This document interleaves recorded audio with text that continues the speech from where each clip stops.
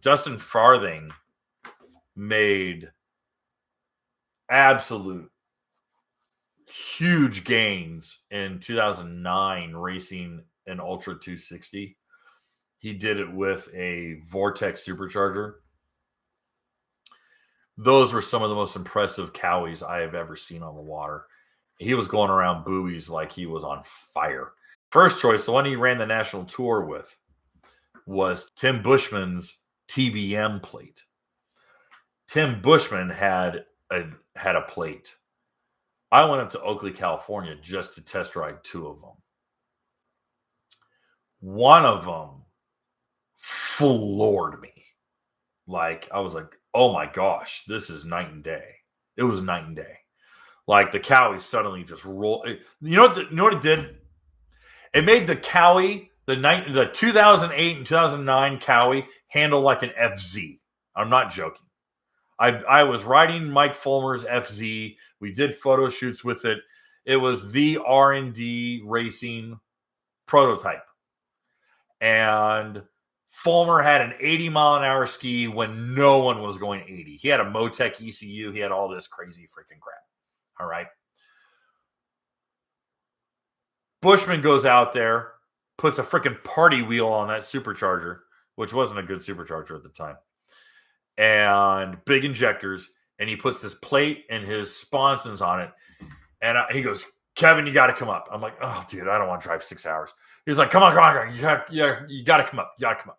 So I go up there, and we go out to the river, and he says, it gets dry up there, but you can stay around here. And it was this snake bend. It was this dog leg. And I wince it. And it just, dude, it was rad. And I was like, okay, what was this? And he goes, I got something else for you. He goes, this is a prototype. I said, okay. We put it up on the trailer. He pulls the plate. We don't silicone them because we're just Loctiting we're not even Loctiting the hardware. We're just putting it in. It's like, go out there and go. If you lose a plate, you can swim in shore. Just don't get hurt. Okay. So we put this other plate on, and he says, hey, I got something hooked up on this. And I go, all right. And he says, you've used a drop nozzle, right? And I said, yeah. And he says, this one actually has a brake. And I'm not joking. I'm not joking, guys. The actual extended runner right here was on a piano hinge and would drop or pick up, depending on where the throttle was. He had a cam. You got on, you viced the hell out of that thing, and you brought it into a corner.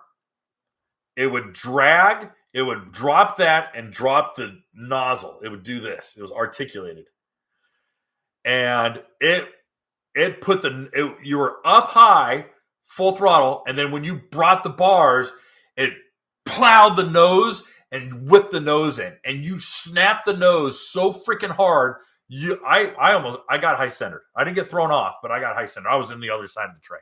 I was like, whoa, what? And it just went off. Dude, it worked. It worked, but it was a $500 run. It was like, at the time, it was like 2009. It was $500. It was ridiculous, but it was rad. It was rad. Exactly, Jason. 100% exactly. It was just like the trim tabs.